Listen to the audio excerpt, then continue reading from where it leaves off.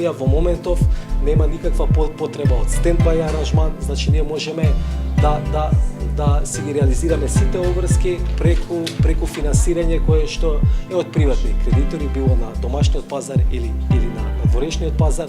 Околу мерките кои што тие ги предлагаат, значи нашиот став е дека ние ќе се држиме до програмата за работа на владата и дека тоа се нашите рамки на движење.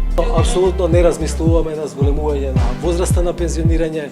Видовте дека минималната плата помина, но од друга страна ние ќе направиме се за да ја зголемиме ефикасноста во јавните трошења, бидејќи една од главните препораки е да се зголеми ефикасноста.